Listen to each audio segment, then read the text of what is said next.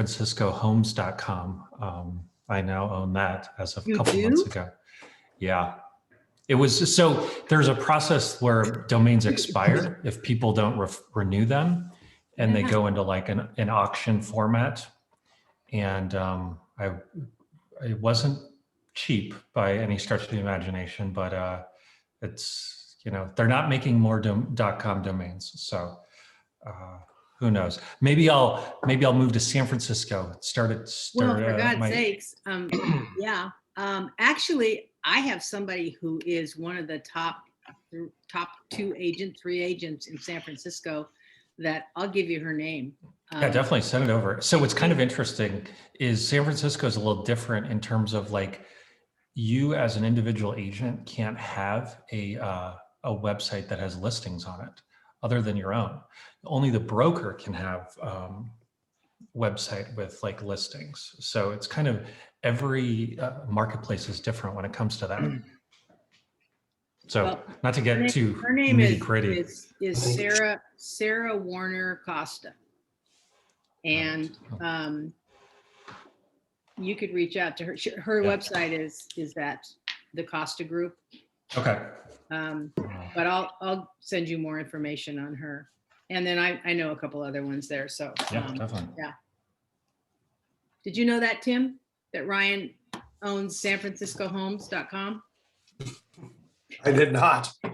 Wow. So at the same time, greenwichhomes.com was also expiring and was on auction. And my wife was like, no, you cannot bid on both of them. Like you can have one or the other. And so that's the one I ended up winning.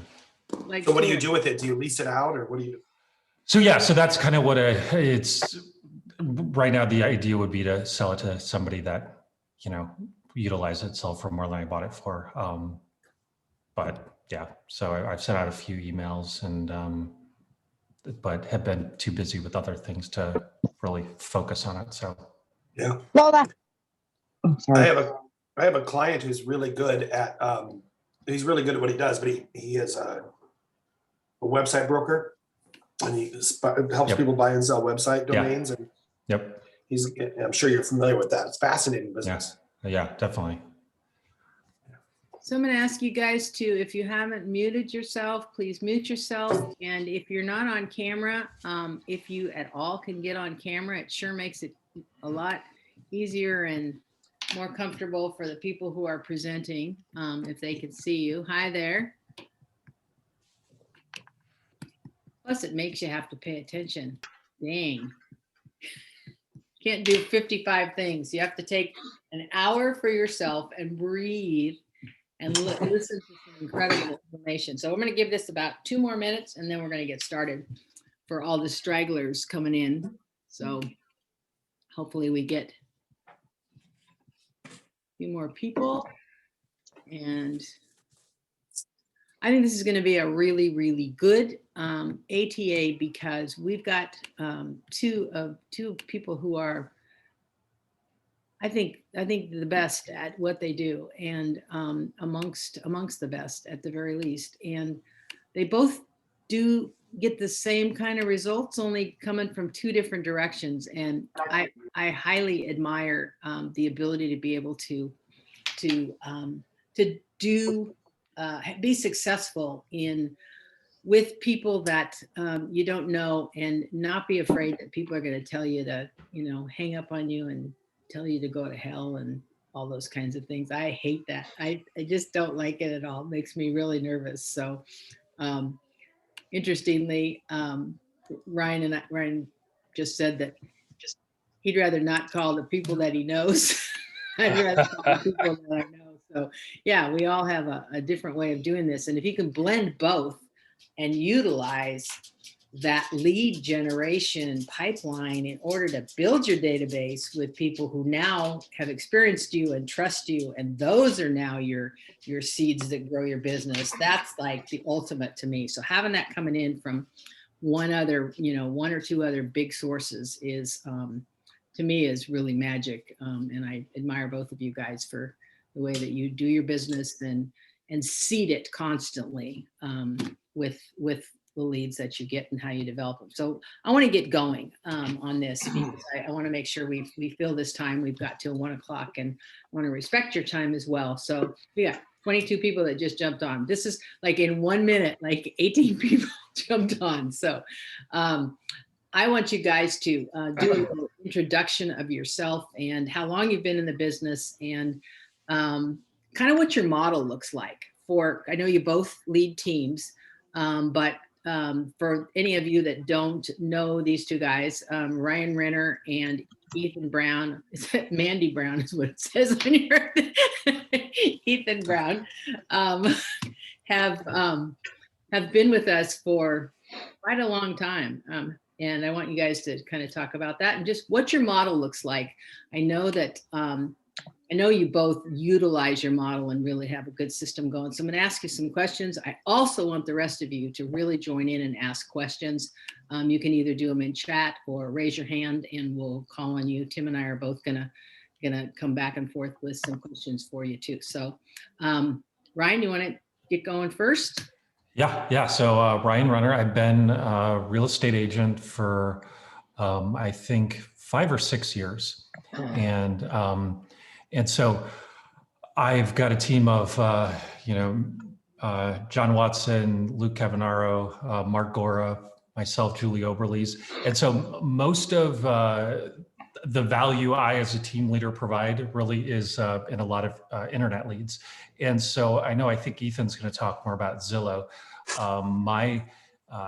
My leads are a little bit different. So they come through a website I created called omahahomesforsale.com. And so what that site does is people, a lot of the traffic comes from people that are searching for like District 66 homes or Dundee homes, things like that. And so when people click on the page, it then eventually forces them to sign up. So I know with Zillow, oftentimes they're reaching out to an agent to when they're ready to look at a home. So a lot of times my leads are a lot earlier on in the process. And so it's not like, okay, we're going to go look at homes the next few days. So there's a lot more hand-holding, a lot more trying to reach out to them to try to convert them to leads. So so that's kind of the model. When I first started, pretty much 95% of my business came through the leads that came from the website.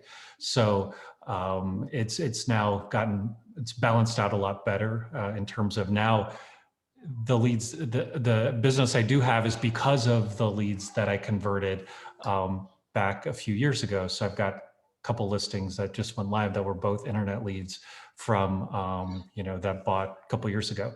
So when you're thinking about like return on investment with internet, ideally they're buying with you and selling more than once or twice, so that the return is better. So hopefully that kind of answers little bit of questions. I'll probably go into more detail about the process. Let's let Ethan, you want to give a little summary of who you are, how long you've been doing this, and what your model looks like?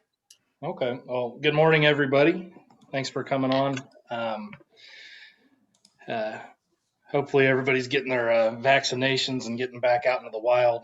I get my first shot today. Yay. Yeah. We were going to get it, we were going to go to Florida about a month ago, and we ended up getting COVID about 3 days before our trip. So ready to get to it. All right. Well, I got a team. I've been doing this for about 15 years, a little over 15 years now. And, that being said, I still get just as excited about a sale as I did in my first year. So I love my job. The lead generation, I mean, the majority of mine is probably not coming from the internet. Mine is just, working my sphere and stuff like that. But if we want to get into my lead gen from the internet, I pay for a lot of Zillow leads. And I know a lot of folks have some mixed feelings about Zillow, and I'm sure that'll come up in the questions later. But I pay for the Zillow lead, and then a lot of times I'll give them out to my team or work them myself. And there's a art in capturing these people, and we'll talk more about that later. But I would say, I'd say the lead gen is probably about 25% of my business. So at first I was nervous about it. At first I was only spending a little bit on it, but the more and more that came in and I learned how to convert them, the more confident I got with them. Now I just try to keep gobbling them up and buying more and more. And a lot of the lead gen also comes from the buy sell trades and stuff like that. We have, and what I've done is I've done a pretty good job training or coaching my clients to hop on there and be advocates for me. And they're more than willing to do so with a little positive reinforcement and just getting that personal connection on the internet. So it's like I'm paying for these Zillow leads, which are costing me a lot of money, but I'm still making more on them than I am spending on them. And I'm also looking at those residuals in the future coming from those. But then on the flip side, I got the buy sell trades where my clients are actively going in there and referring me out in real time to those people. And so I'm also turning around and trying to reinforce them in real time or as soon as possible and encourage that behavior and just keeping it going. And it's just rolling right now. So because you brought up the buy sell trade, I did not know that was one of your sources. You want to speak a little bit to what that is and how you utilize that? And then we'll get back to you, right? Sure. If you guys are not members of every buy sell trade in Omaha, and if you know what I mean, they're just little Facebook groups. You got to become parts of those. And you need to, if you have clients that you're close to, I assume you have clients that you're friends with, stuff like that. Have these people watching for those things for you and tagging you when they see them. Maybe, hey, would you say a few kind words if you see anything on there about somebody looking to buy or sell? Please tag me on that. And really, it's I would say I'm probably getting at least 2 or 3 a month just off those buy sell trades. People go on there commenting, hey, I need to find a house. One thing that's important on those, I see a lot of you doing it, is when somebody puts up one of those posts, hey, I'm having trouble finding a house, help me find a house, everybody's going to recommend their realtor. I never go into that buy sell trade post trying to get that person asking the question. All right. What I'm after putting some useful information on there, trying to sell myself so that everybody that looks at that post sees my comments and sees some value in that. I don't care if that person ever calls me who did the post, but what I'm getting is the residuals off those other people seeing my spiel and making sure my phone number's on there, or making sure there's a way for them to reach out and contact me, and making sure I'm thanking the people that continuously put Ethan Brown on there as a recommended source. Okay. That's great. That's really good. Ryan, is that something that you also tie into your with your website use in the leads that you get off of there? In terms of like the buy sell trade, or Yeah. No, but I actually did get a client that mentioned me on a buy sell trade site, recently, and got a client from that. Something I should definitely be doing, kind of teaching my clients how to be advocates for me. But no, that's not something I currently do. So I like to, because not everybody feels confident in using internet leads, converting internet leads, and has a track record of success. A lot of people start and then stop. Like they go like, oh, well, this was a great idea, and I'm paying, I'm going to just say $1,000 a month as something to start, or 500, whatever that investment is. And if nothing happens within 30 days, boom, they're out. Like, I don't want to do this anymore. What do you think is the time frame for that you have to stay in it and consistently do it until you start seeing some sort of successful leads coming now into your pipeline? So for my website, so how I explain mine are usually very early on in the process. It can be, I tell my agents, it's going to be probably 6 months if not longer, for someone to convert into a home buyer. So the site's been live. I think it's going on almost maybe even 10 years. I've converted a lead not too long ago that signed up 6 years ago. So now I have systems in place so that they are getting reached out to via like a drip campaign. So they're getting periodic emails to sort of check in, as well as they're getting new listings that match what they kind of initially signed up on the website for, or what they said they're interested in. So I can't speak to Zillow, but for the type of leads I get, don't expect any return on investment. I think when the site first launched, it was 6 months to a year before, really started seeing traction and results.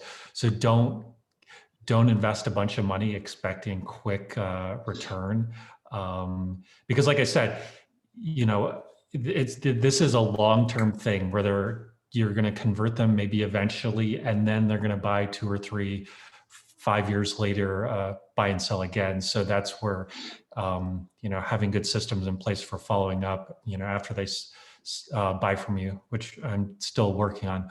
But don't expect you're going to get rich if you buy a bunch of internet leads right away.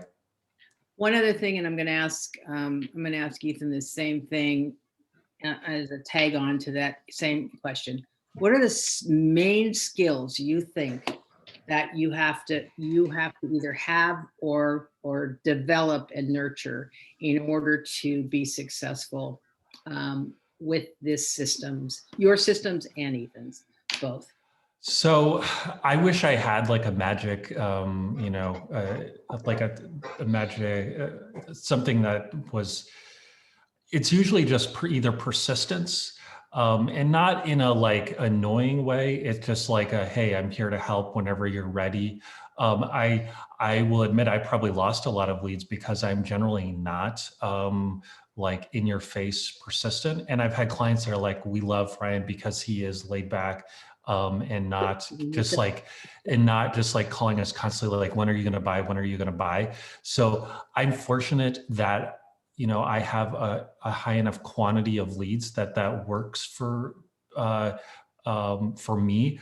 But if I had fewer leads, I probably would then have to be more persistent and more in your face. But usually it's just coming from a place of value in terms of like, why are you on the website? What can I help you with? Do you have any questions? And then just kind of letting them talk versus just like, hey, when do you want to go out and look at homes? When do you want to go and, buy something? So that's kind of how I approach things. Ethan, do you remember the first question? And then how do you go ahead and remind me of the first part of the question? The first part of the question had to do with what was the question that I asked for, Ryan? Like, how did I ask you that? Because I went on to the skills one. Is it how you capture those leads? Yeah, I think that was part of it. But Ryan, what was the first part? I'm trying to remember. I don't even remember. Okay, so Ryan, speak to the skills that you think that you need to have to bring. I've found that a lot of people that I know that are really successful at dealing with cold calls and cold leads, or prospects, whichever section you're in, are kind of more on the introverted side than on the extroverted side, which I think is really interesting. And I actually kind of admire that people are able to do that. So what do you think, Ethan? Like, what kind of skills do you need to nurture and bring to the table for okay. I remember what you said now. We started at I would say, I agree with Ryan. I was exactly going to say about 6 months, at least you got to stick with the program. That was it. Yes. And because the first 6 months on Zillow, I was just basically blowing my money. Right. And then Zillow actually had somebody that, told me basically what I've heard 1,000 times from other coaches and stuff was, you have to get in front of the people. You have to get in front of them. You have to have that meeting. If you don't do that, they're gone. So And that's been a little extra challenging, to say the least, during COVID, because, you get this lead and they want to go look at this house. Well, that house sold yesterday with 20 offers on it. So what are you going to do? So since I've been at Better Homes, we've come up with I've developed a buyer presentation and stuff like that. So now my goal is to get that meeting scheduled on that first phone call, whether it's whether it's booking that house appointment, or even if that house is sold, we're still going to try to get that office meeting and get in front of them. And I would say the people that I've been able to get in front of, I'd say we're looking at about a 95 to 98% capture rate on those people that we actually get in front of and have that meeting and show value, which to me is insane. But so you bet I'm going to keep getting in front of them as soon as possible and showing them that value. And since the good thing about Zillow, and I'm not here to sell you guys on Zillow or not, but the good thing about Zillow, I don't call them cold leads. When you're on Zillow, you're part of a certain zip code. So already where these people are calling you from. So make sure that you're an expert on that area. Make sure before they call, before you get that random phone call, what the market looks like there. Offer them some value. Know of some upcoming listings if possible. Just anything you can do to show value that the other 20 other agents that realtors they spoke to already don't have. All right. So when do you do your buyer interview, and do you do that by Zoom now? Have you been doing them on Zoom? I've been doing them in person at the office with PPE. Great. So you have, because the leads came to you the way that they came to you versus a referral that came from your brother, or you're somebody that you know? Oh, sure. That was the hardest transition, was going to people I don't know. Yeah. Do you get exclusive buyer agency signed? Do you work with those? Ryan, do you? No, I don't. Good. And some people probably say it's silly, but I feel, especially for the cold internet lead, like asking them to sign this piece of paper that says you're going to only work with me, I think is a little off-putting. If I knew them better, maybe, but I've never required people to sign, because also I don't want them to be stuck with me if they don't want to work with me. That's exactly that's their decision. And so and the reality is that agreement's only as good as the paper it's written on anyway. So yeah, I have never done, I tried doing it one or two times and early in because everybody's like, you need to get this, you need to get this. And I was so uncomfortable that I felt like I was selling somebody something that was illegal. Like it just did not feel good. And just like a marriage, I don't want to be married to somebody that doesn't want to be married to me, I think that a lot of people don't practice. A lot of agents don't practice that way because they don't have enough confidence in themselves. I think that they have to lock somebody in whether they want to be there or not. So, well, and the other kind of common question that I get from people about internet leads is like, so Ethan was talking about buyers consults, and I try to do that as much as possible, but sometimes it's like, hey, we want to look at this house. And I kind of have the rule of like, I'll do like 1, maybe 2 showings with the person to feel them out, to see how serious they are. Not everyone subscribes to that mindset either. But oftentimes when you meet with them, in that house, then that's kind of when I'll do a little bit of a consult, learn more about them, and kind of provide value. So, I don't know if there's a right or wrong way of doing things. That's how I've done things. And usually I'm pretty good at telling how serious they are from that one interaction. Granted, if I was extremely, extremely busy, like 24/7, I'd probably be more and more restrictive on who I showed in person. And there's also the safety aspect. So I will do as much kind of background check as possible before meeting with them. And, there's a lot you can glean just from talking to someone on the phone or researching them about how serious they are. So where do you look? Facebook?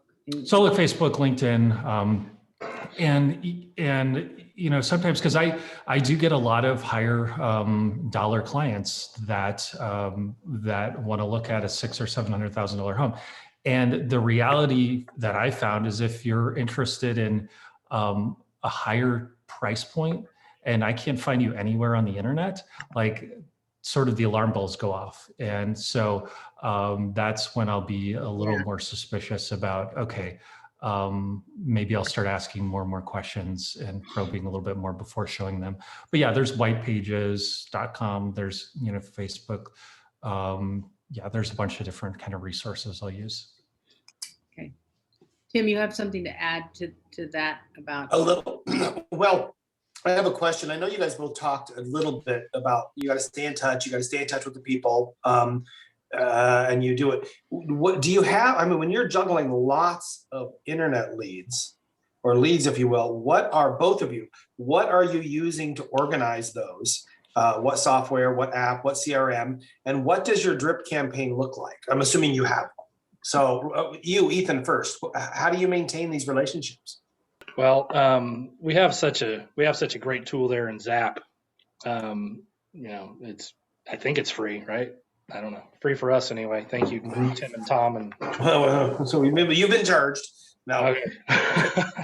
I'm glad to know that you like Zap because not a lot of people use it really. So well, I mean, that's a great CRM. Just even whether you use it or not, it's a resource there for you. So if you have these cold leads that you have, go into Zap and and I don't know if you're supposed to do this or not. Sorry, but go into Zap and copy and paste the dialogue and send that email out in an personal email to them. Or if you're in Zap, just have all your clients plugged into that CRM, put them on a weekly drip campaign where they get emailed once a week or once a month or something like that. That takes the thinking out of it for you, which is extremely important to me. So, I mean, I think the drip campaign is the way to go, and they already have, a lot of the follow-ups in there for you, so you don't have to put too much thought into these cold leads. But I would say, I get a little nervous doing that once I've gotten to know the people, just because I'm a little afraid that there's not enough Ethan in there to show my, I like to put a little bit of a personalized spin on it. But I think the Zap is good, and I use those all the time, and they have the templates there for you. It takes a lot of the thinking out of it. Yeah, good. And that is there for copying. I mean, you're using it correctly. How about you, Ryan? What do you use to maintain this? So I have a few different systems. So the site that I pay for, they have a backend CRM that I use for the leads that come in. So when those leads come in, I actually have a virtual assistant that looks at the lead. We'll set them up on a saved search that says, okay, you are looking at homes in Elkhorn between $200,000 and $400,000. So they'll set that up so they get new emails whenever something new hits the market. And then that system also handles the drip campaigns. Once I have a lead that I know that I've either made a connection with or I've talked to a bunch, just seems more real versus just internet lead. I will put them in it's a CRM called Pipedrive. So it's the one I like. It's kind of like, if you're familiar with like Trello, it's more of like a Kanban board where I can move the lead from like, oh, it's 6 months out to, okay, they're a month or two out. So that's the one I use. And then if possible, I try to get the address wherever they're living and then enter that in. And then I've got a sort of a system in place where my assistant will take all the addresses once a month to send a postcard. So that's only been in the past like 3 or 4 months where I've started sending like postcards to leads that I've interacted with that I know are good. And I've gotten a result on it because a random person I've talked several times is like, oh, I'm getting your postcards. They're great. So it's just another way to like show that I'm not just some, random person that emails them and they see my photo. It's just, another way to get in front of them. So yeah, I've got a few different systems that are hodgepodge together to make it work. So Ethan, how about you? At what point do you move your cold lead into your client database, and kind of what's that process for you? Do you do it right away and have them in, in different kind of different time frames? Well, if I don't do it right away, Just like if I don't put anything in my calendar, it doesn't happen. So Yeah. I have to do it immediately or it's gone. So, but that's Do you just give my them a rating at that point? Like do what? do you give them a rating at that point? Are they in different groups? No, but that's a good idea. I really should. I plug everybody in there and then I just kick them out once if they've turned out to be a bad lead or hit a dead end with them. Okay. So, but I do need to rate them and find my diamonds, like Buffini says. I had that same question, like with other questions that you just asked him, but so this is a math question. What kind of ratios do you have to lead versus closings? I mean, I could go leads versus, active versus closing, but what's your, like for every 100 leads that you get, how many closings do you get? How many actively, that you work with? So I wish I should know these Those are the numbers. math. Well, and so it's always a struggle because with calculating on my end, it's because it's like, okay, when I get a lead, they're not necessarily required to give me a phone number. So you have leads that are email addresses only, then you've got phone number leads, then you've got phone numbers that are bad. And so I have not recently done a calculation on mine. On the type of leads that I get, it's probably only like 2 to 3% of leads. So it's not, I don't know what Ethan can answer what Zillow is like, but it's not great. I imagine if I had even better systems in place, I just actually hired a company to try to do the initial phone calls for all the leads to see how that works.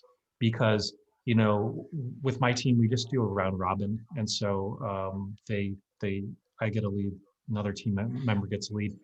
And then there's sort of the expectation you call a few times, text, et cetera. So I'm going to try to hand that off to a third party for a few months, see how it goes, to see what type of conversations they have. Because I'll admit I'll get leads and I'm busy showing and I don't call them right away. And so yeah, so if I was doing things properly, the conversion rate would probably be much higher. But if you're taking more laid back approach, I've been told that a lead is a prospect until you have their contact information. Is that do you kind of think of things that way as well? And Ryan, not Ryan, but Ethan, can you answer that question about conversion? Or even you can tell us anything. We don't. I mean, not a right or wrong answer. Just what's your feeling about it if you don't know the exact numbers. Well, I'm not a big numbers guy. Sorry, everybody, but I do know when I'm getting more than I'm not getting. So when I'm making more than I'm spending, The deposits are increased. Yes, deposits are increased. So on April 15th, when I go to the tax man, that's when I know. No, I'm just kidding. I did. I'd say you get about and I keep going back to Zillow just because that's what I know. Yeah. Is like on Zillow, I figure if I can get one out of every 5 or 6, then that's pretty darn good. So yeah, that's really good. Yeah. And one closing or one active? Probably one active. Okay. I think that's a good number because the ones that I've heard are much, much higher than that. So. And one thing I've seen from that is one thing I've been doing, and it's probably the market as well, but I have a lot of people on my board that are, building, so they're way far out. I've never had more money coming up in the next year from these Zillow leads because, I haven't had anything to sell them, so we've gone out and built them out, getting builds put together for them. What was the second part of that question? Converted them from what they initially hit on. So yes. that has success written on it myself. I mean, to me, is that it wasn't just a one and done. Like you converted them. And there's nothing more valuable than your time. So just, you got to ask those questions initially. Do you have a realtor? whether you like the answer or not. Just do you have a house to sell? Get them pre-approved. Just show them value. Get in front of them. You're going to convert them. So, and those calls are not cold calls. They're wanting to buy a house. So, Right. True. What's your magic words? What's your best line that holds people's attention? They'll call, because I know that's I know that sounds funny to you, but that's really important. That initial couple of sentences that holds people's attention and doesn't get them to hang up on you. Well, it's going to be different for everybody. I think what's so important to that is, putting your own unique characteristic into what you're saying there. Like everybody's going to have something different that they can say to somebody. Like, me, I just go into some of my stats and stuff like that, or try to show them that I'm an expert. And I'll talk about how I've been doing it for 15 years. And I always beat my psychology and sociology degree to death. And that was like 20 years ago. I forgot most of it, but don't tell anybody. And I got like my negotiation certification. So I always try to promote myself as a realtor with a background in psychology, sociology, 15 years of sales, and a negotiation expert. So if they break down, you can actually help them. That's a good degree to have right now. What's crucial though is if you know where they're looking, or ask them the question. What you don't want to do is you don't want to overly make it about yourself though for the hook. If you show a genuine interest in them and what their needs are, they're going to see that you care, and people appreciate so much more that you're actively listening to them and caring what they have to say, and showing that you value that. That's going to get you a lot further than just talking about yourself.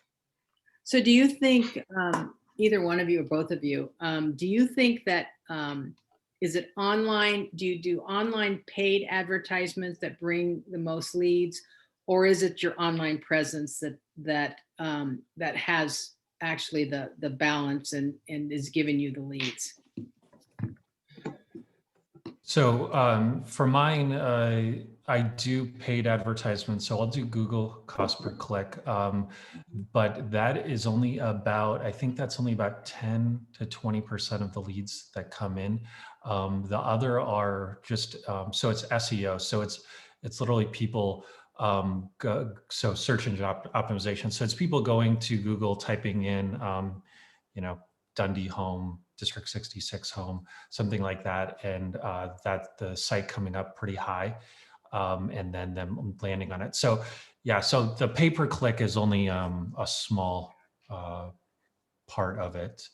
And I think I looked recently, just from a dollar standpoint, the pay-per-click, every internet lead, I think, is like $7 or $8 per internet lead when at least when I've done it for pay-per-click. Now, I'm not at all advocating anyone else doing it, because there are a lot of things. Just full disclosure, my pay-per-click on Google has been established for 5 or 7 years, so it's optimized very well. And plus, I've got a system that is in place to capture the lead. So if anyone is interested in doing pay-per-click, just make sure you kind of know what you're doing, because you can waste a lot of money on Google pay-per-click if you don't have a system in place to capture them efficiently. Because if you're just sending them to a landing page that says, hey, call me, you're going to spend a lot of money and not get many results. So that's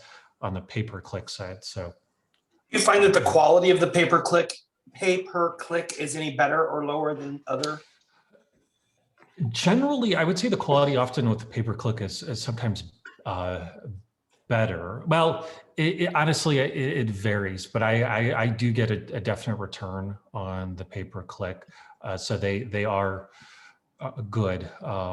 And so sometimes you'll have people that are more intentional. So what I'm doing with my pay-per-click campaign is I'm trying to weed out like renters. So if someone says Dundee Homes and adds renting onto it, it'll weed them out, things like that. So often how it's optimized there, the ads are showing up for people that are much more intentional about what they're actually looking for. Can you, you said you were doing full disclosure, give them an idea of some of the URLs that you have? Well, so the main one that people go to is just omahahomesforsale.com. So that's the URL that I mainly focus on. For a time, I had Lincoln Homes for Sale. Now it just redirects to Omaha. So that is the site that people go to. So, you know, if you go to the landing page, like if you go to you just type that in, because my wife is a UI UX designer, and she's like, this is terrible. This looks awful. Like, we need to optimize the homepage. And I'm like, nobody comes to my website through the homepage. Like, they're coming because they're searching for a certain term, and then they're going onto a page that has pictures of homes that they click on, and then it eventually forces them to sign up. So don't just, you know, go to that page and be like, how the heck do you get leads off of this? So it's, people are visiting it from different ways. Ethan, what's the primary source that you get most of the attention from?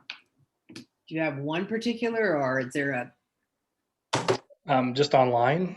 Yeah, a particular zip code? I don't know what zip codes you have, but you probably have some pretty good ones. Is there a particular zip code that you see more action from, or particular Facebook marketplace? Well,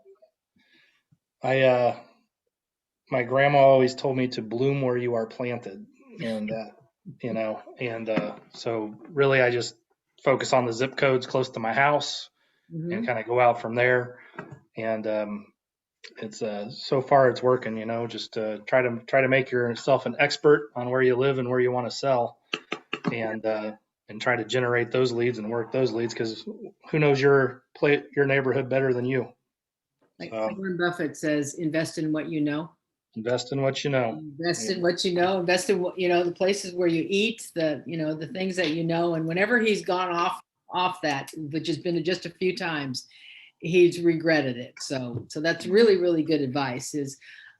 I hear a lot about, I think a lot of agents don't succeed because they try to be too many things to too many people, and they go in every direction that they see somebody succeeding in, instead of like staying in their lane and getting really, really good at what they do, where they do it. So that's probably some of, you know, what you both have said, you know, is kind of do what you know, make it something that you know. What do you guys do with, you know, one of the biggest pieces of advice I got when I first got in the business was don't let anybody in your car. That was a time when we've had people in our car. Don't let anybody in your car that's not pre-approved. So what do you do about that when you get somebody? How do you address that, like right away, or do you talk about your process there? I always ask them right off the bat, you know, are you pre-approved yet? The step one is always the same for everybody. We're in an aggressive seller's market right now. So, you know, we won't, even if we went out and found the house that you absolutely loved today, we couldn't do anything about it. You got to have that pre-approval letter in hand. And then as soon as you have that, we can get as aggressive as you need to be to get you what you want. So we don't want to, depends on who I'm talking to, but a lot of times I equate it to going into bringing a knife to a gunfight or something like that. If usually I'm going to get in trouble someday for that, but that's usually what I say if you have like a Quicken Loans or a Rocket Mortgage or something like that. Same thing, Ethan. So we'll get. Say what? I always say that. I don't, even in a multiple offer. I always tell people, we're not bringing a knife to a gunfight. Yeah, it works. It works, and people can wrap their heads around that. So. Yeah. So forgive me. I'm sorry.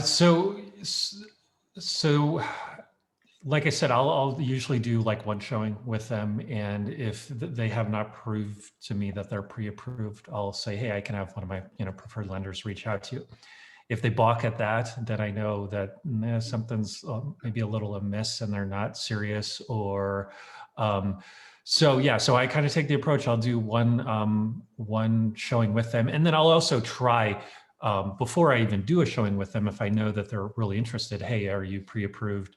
You know, if they're not, I'll share their information with the lender if they give me permission, or sometimes I'll just have the lender reach out, because, you know, I'll have one of my lenders reach out and they'll tell me like they're not ready and something seemed a little off. So it's important to have, you know, lenders that you trust that can also help gauge the quality of a lead, and also have lenders that are you not only can trust but know that it's an internet lead that are also persistent, because sometimes it just takes, you know, a few phone calls. It's not someone that's, you know, I'm handing you to that is like 100% working with me, 100% going to buy. So they have to know that they're dealing with someone that, you know, there's some question marks, and if they're persistent in a proper way, that you know, they can likely convert into a client. So that's kind of how I deal with it. And,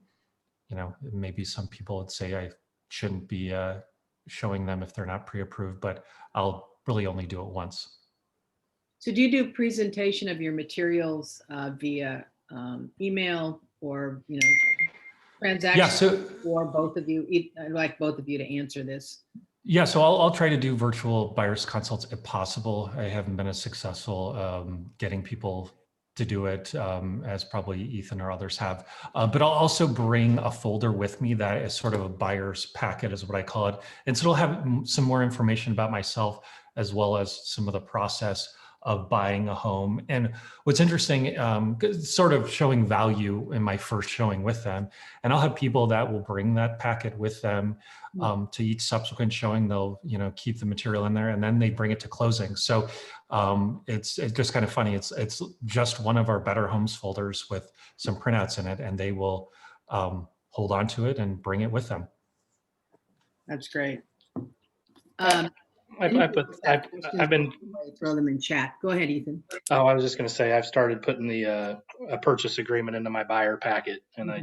I try to go over it with them and just tell them about the earnest and inspections and all that stuff, so there's no surprises later. Yeah, that's good.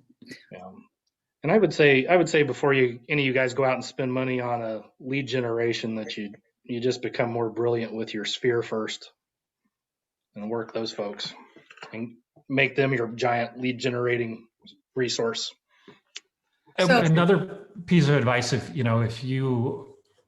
I would say also work on your online profiles in general, work on getting more reviews, because the other thing that happens often with internet leads is, you reach out to them and then they research you to see who you are, what other people are saying about you. So one way to kind of increase the amount of sort of cold leads that you convert is just making sure that you are, that your profile is either everywhere, done professionally, stuff like that. So when they're searching for you, that, you're showing up and showing up how you want to. And if you guys didn't know this yet, at least this used to be the case. If you ask for reviews through Zap, and they review you, the more 5-star reviews you get, the higher up on the Better Homes and Gardens website you go when somebody Googles Better Homes and Gardens real estate, find an agent.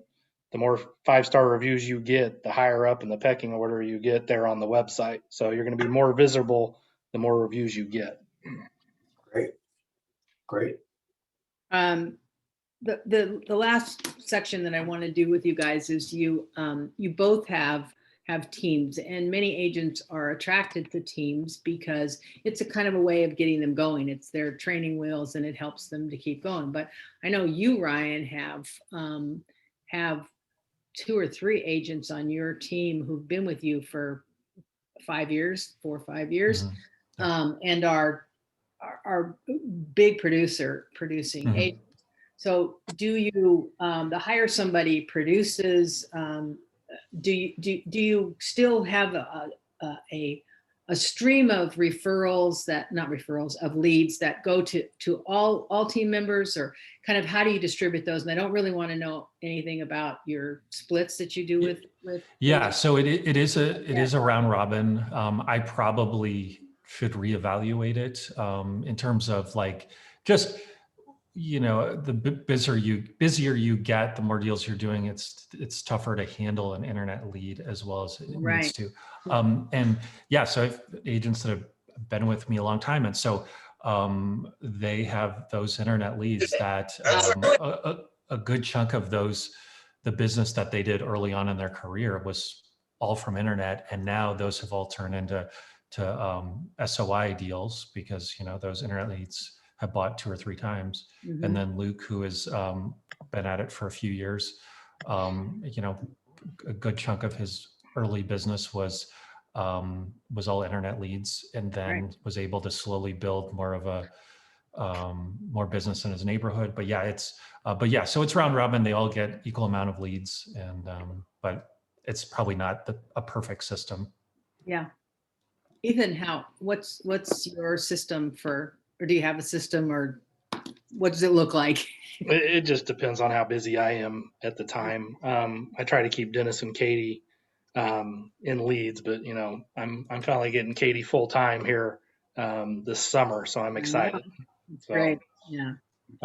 In a perfect world, I'm able to refer out more to her and Dennis, so I can have a little bit more time for my family and my stuff that I want to do. Because originally I formed a team, not just to sell more, but so I could have more nights and weekends to myself. And so far that hasn't happened, but one of these days it'll come up. Yeah. So typically, they get a lead, and I don't keep it for myself. They can market that person and keep them forever if they choose to.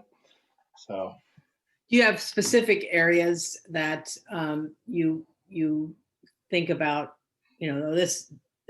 This particular person on my team is really good at that area. Oh yeah, for sure. Who's better? Who's not necessarily by price range, but more by area too. It's not. It's more where are they looking? It is also what price range are they looking in? Who's going to have the better connection with them? One thing I've really started to do is try to, like Ryan, I want to screen them a little bit better beforehand before I just hand them over to the team, because then they're like, hey, thanks a lot. This person never called me back or came through or something. So I just don't want to hand them a garbage lead. And ever since Mickey's murder, I've been a lot more mindful about the safety aspect of it too. I'm a lot more comfortable meeting with these people ahead of time than just sending, Katie to go meet them or something like that. Thank you. I like that. That's good. Yeah. And also, in full disclosure, I showed the guy that murdered Mickey. So I showed him, and he was in our system for 7 or 8 years. And so the system I use is by far not perfect. And so, so from a safety standpoint, I've definitely been a lot more thorough in researching, but I had no indication when I was showing him. So I only showed him once, but even in conversations on the phone, there were no alarm bells, but clearly, yeah. Safety has to be of the highest importance. And I think that the discernment of doing the work ahead of time before you hand them off is a really good thing. So the cleaning, so to speak, of the leads. In our market, last question to you guys, in the market that we're in right now, when I know it's probably not the greatest question, but when I get a call and somebody says, their price range is like 150 to 175, I want to run in 50 different directions, because not that I, don't want to help everybody, but I know how frustrating that is. And so what do you guys do, like right up front, to talk with those people? And do you take those leads on? Because I'm sure there's a ton of them, because that's, it's a huge piece of the market. How do you handle that? So everything I said about, showing person, one home with the lower price point, 150, 200, I will try my best to screen them as much as possible, and also let them know about, what this market is like, and that, you know, the price they're seeing is not going to be the price that it sells for. It'll be higher. So yeah, I try my best for those lower price points, and, you know, it's discriminating on price where I'm being more thorough on vetting them. But I'm also trying to make sure that I'm not wasting my time, not wasting their Right. time, because I've shown people that I thought understood what the market was like, and then they want to write an offer at list price with, you know, 15 other offers, and I'm like, we had this discussion about what this market is like. And sometimes, and I tell clients this, I'm like, the psychology of a buyer in this market, oftentimes that I work with, is they have to lose out once or twice in order to really believe me that the market is crazy.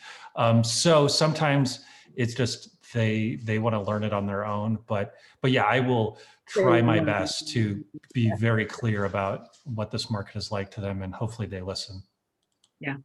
Setting realistic expectations is not only going to save you time, it'll save them time as well, and a lot of disappointment early on. But I agree, you got to lose out a couple times in this market before they'll listen fully sometimes. Yeah. And I think it's okay nowadays to screen some clients, you know, just as long as you're not a jerk to them and you are polite about it.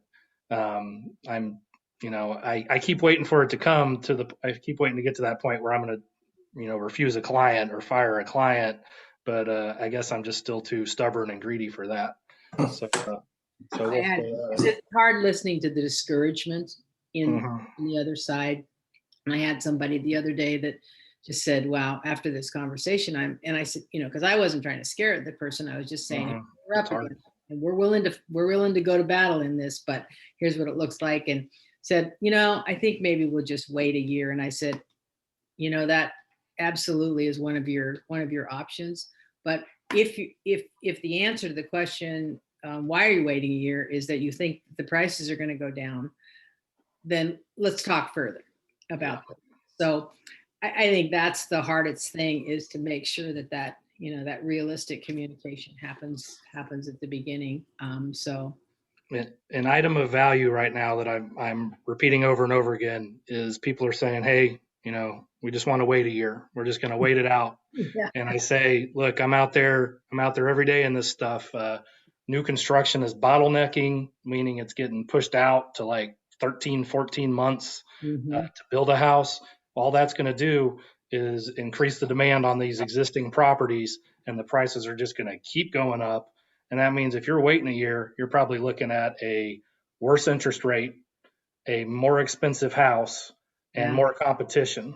So if you can go out and buy in this market, don't make the potential error of shooting yourself in the foot and waiting. Because I mean, right now, even if you're having to bring more money to the table, in the long run, you're going to end up spending more possibly if you wait and buy at a higher price and, God forbid, a way worse interest rate.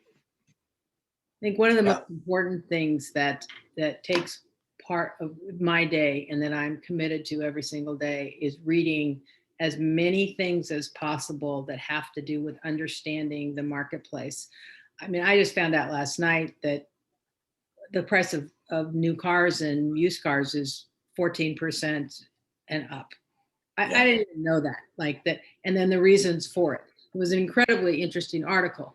Having all that information makes you the trusted advisor. And I think that that's probably what the biggest thing that you're both saying here is, really, really know what you're talking about, and how to, you know, have those magic conversations at the very beginning, because what you're ultimately looking for here is to convert these people into people that are going to be walking, talking advocates for you, which is what you alluded to, Ethan, at the very beginning, and people that you will have in your database and will be the future of your business forever. So the trusted advisor, if you can get to that very quickly with an internet lead, I say go for it. Like that, your money is going to be well served in that investment. And I think both of you are testimony to that. As well. So any final thoughts or questions? I have one question for both of you. How many active buyers are you able to juggle at one time? Well, depends on how busy my team is at the time. No, I mean you. Me? Yeah, like I'm all about how those many listings, active baby. buyers? What's that? I'm all about the Realistic- listings, baby. Yeah, me too. Me too. Well, Ryan, you work with a lot of buyers. I mean, how can you? Yeah, handle although to be honest with you, the past probably 6 to 8 months, it's switched to a lot more listings. But yeah, and it's kind of interesting because because it's sort of the term of active buyer. It's like how active are they? Because I'll have some clients that are very specific that will only look when something specific comes along, but it's only a handful probably. I could probably do 5 to 7 if they were really active, but not a lot, especially in this market where you're just everything's so last minute. Several years ago you could probably do more, but yeah, it's not very many. And I'm glad I'm getting more listings in this marketplace, obviously. But yeah, buyers, I'm not able to juggle that many. And Ryan had some great things to say, and I definitely learned more from his advice than mine today. But I would say, everything you heard today, take it and put it in your back pocket, because if you are not directly meeting with, maybe your top 25 to 50 people in your sphere, if you're not physically meeting with them, I know it's been tough during COVID, but now it's time. You need to get out and meet with those people once a quarter.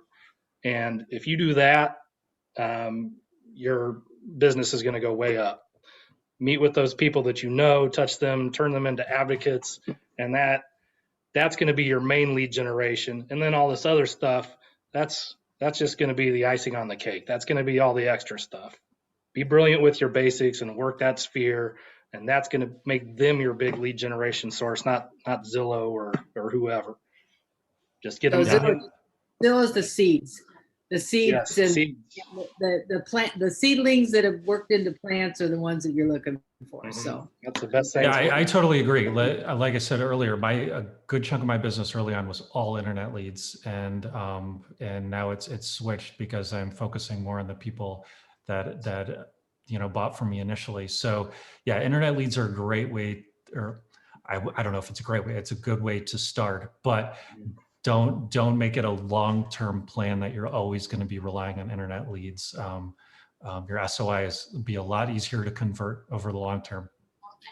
And I know it's hard, but if you get a referral and it doesn't work out, still thank that person that referred them just like it did. Reward the referral, not the result. Yep. The referral, not the result. Yeah.